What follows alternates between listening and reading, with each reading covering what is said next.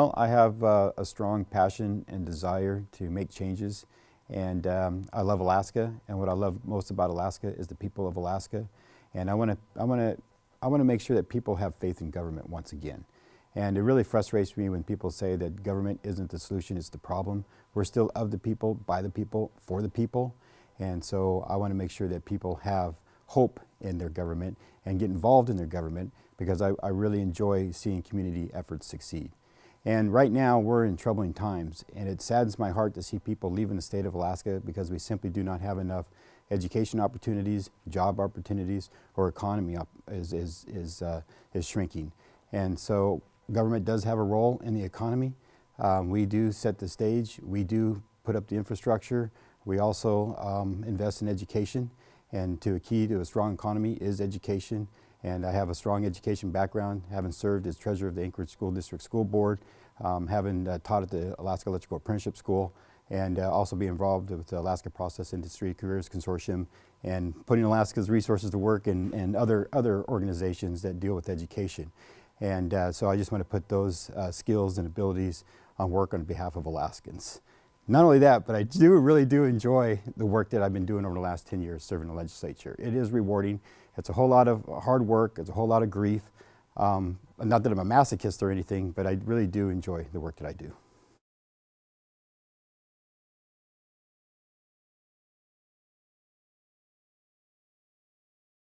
Well,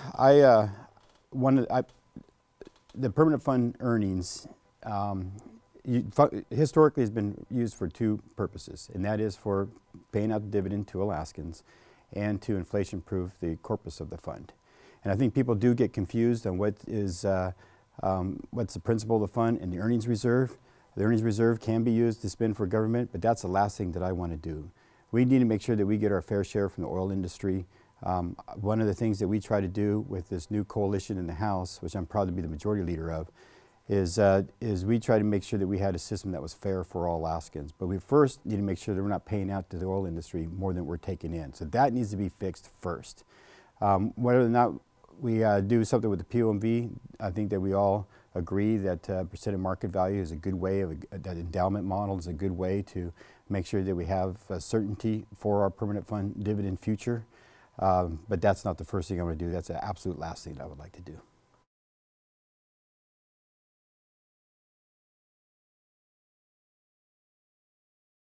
We did have that coalition of Alaska Independents, Alaska Republicans, Alaska Democrats that came together. People said there was no way that we were going to stick together over the last 2 years. Not only that, but pass a comprehensive fiscal plan. We did that within 90 days of the first session in 2017. And we wanted to make sure that we're going to save the economy and protect jobs, and making sure that we didn't burden one group of people over another group of people. So it was a series of bills. One of them did have an income tax component to that. But Alaskans are always trying to figure out how in the world can we tax out-of-state workers, those workers that are benefiting from the high-paying jobs in the oil and gas industry, those in the tourism industry, that come up here, benefit from Alaska resources, and then take that money out of state. Well, unfortunately, we have this U.S. Constitution, the Interstate Commerce Clause, that prevents us from being able to do that.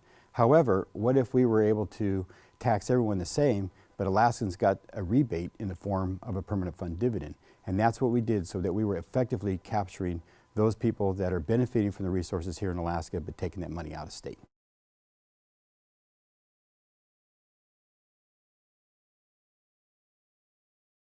Well, we have done a series of bills we even have a special session over crime in October of last year.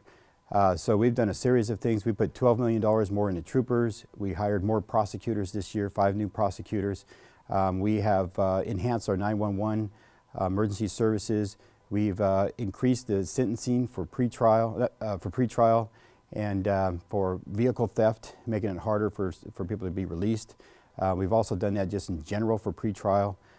We've went harder on domestic violence, harder on murder, and we've also enhanced our sexual domestic violence, but that also included with the sexual in nature as well. And then we also have the rape kits that we do now, and we have accountability for that.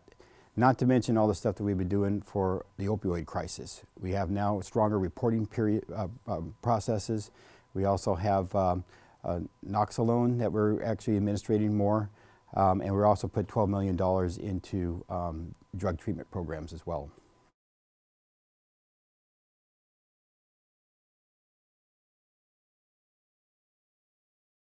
Well, we need to invest in treatment centers. When somebody walks into a hospital and says, I need help, we need to be able to give that person help. Because if you don't capture that moment in time, right then and there, the next thing you know, they're going to be looking for their fix, and they're going to do whatever crime it takes to get that fix, and you've lost that person. So even though that we had in Senate Bill 91 provisions in there for drug and alcohol treatment and investment money to go in there, we need to have those facilities available. They just don't have enough time to ship people out of state to get that treatment. So families are asking for it, we need to provide it.